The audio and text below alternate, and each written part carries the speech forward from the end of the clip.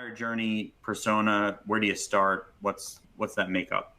Yeah, what we find is the best approach is when we work with clients, the more that they can share with us, the better position we're going to be in to make recommendations. So when you talk about this buyer journey, most B2B organizations have a defined sales cycle as well as a marketing cycle, right? What are the steps that buyers have to go through that we measure before they become a customer or even buy another product from us?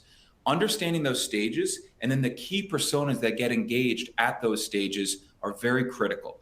More and more, these buying groups, they keep getting bigger. And I hate to keep talking about this buying committees growing, but it's a reality.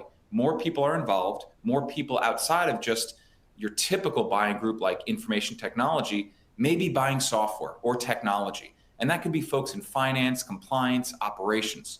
So to understand where those types of personas come in at what stage and what makes them tick, what are the problems that they have to solve for, then can be aligned to the content strategy that a client wants to put in market.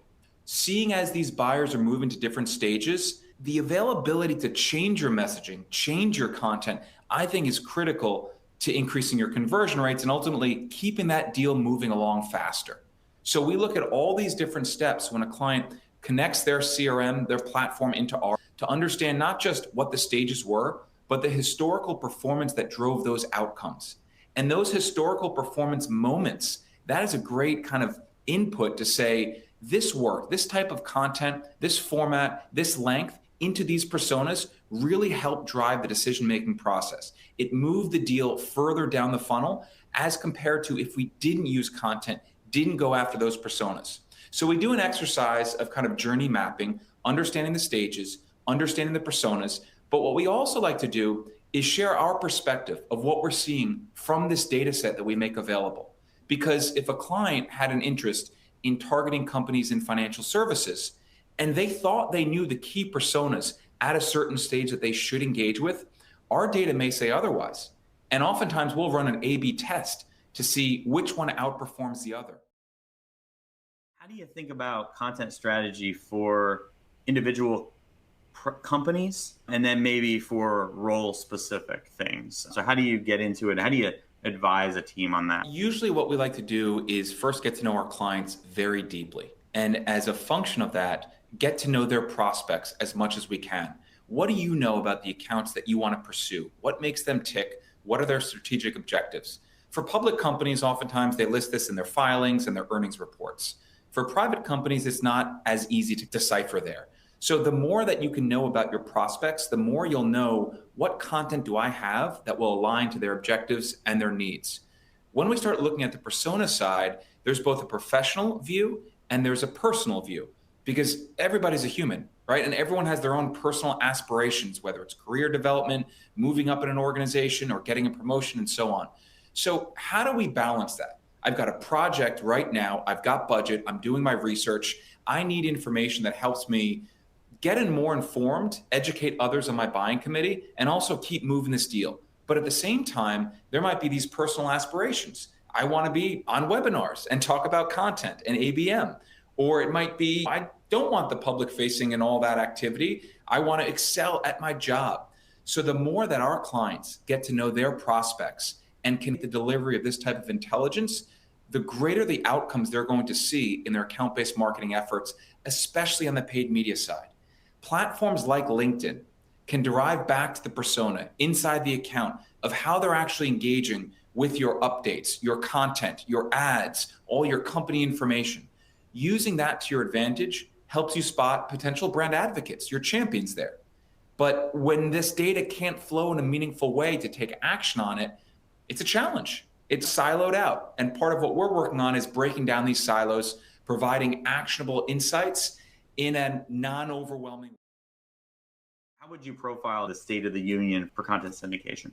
So I think content syndication has been around 17, 18 years, if not a little bit longer, right? We weren't the first, but I think that we brought something unique to the market. And just to level set, content syndication is simply this idea that I've created content, typically ebooks, white papers, case studies, and even webinars like this. And while I'm seeing great traction on my website from my search engine optimization, from my paid search, I want to hit the accelerator. I want to distribute that content into the venues, the outlets, the media publishers, where I know my target accounts, my target audience, they go for their own research, websites, email newsletters, and so on. So I work with a firm that has relationships with all these different outlets, all these different publishers to syndicate my content. Sometimes it's in the form of a co-branded research library. Sometimes it's in emails or direct links on the website. But in essence, it connects a client of Madison Logic, with their target account and the key personas that are involved in that buying committee. So it usually operates in a cost per lead model. So it's very performance oriented, which means only individuals that take the time to register, consume, and read your content, their information is passed along back to you. Most of the time, what we see occurring is that marketers will take that lead information and put them into nurture activities, different nurture tracks. So a good example is a technology client that promoted an ebook, and they had an IT manager consume it, register it. That IT manager's business card information goes into their marketing automation. Then there's a little bit of analysis. What's their job title? What company do they work at? What's the size? What vertical are they in? Do we know anything else about that company? That will help inform which direction down these nurture tracks that prospect will go. And the nurture tracks oftentimes are additional emails. Let me invite you back to our website. Let me invite you to a webinar or another piece of content. The ultimate goal being to build up engagement, not just at that one contact and the one lead, but at the account level, such that now we know they are ready to engage on the human side with the sales executive. And so that kind of baton handoff has been worked on and crystallized and hardened over the years because every company has a different approach. How do you think about the content strategy or different types of channel strategy after you build that group? Yeah, most commonly what we see is that sales and marketing organizations will have discussions around who are most important targets.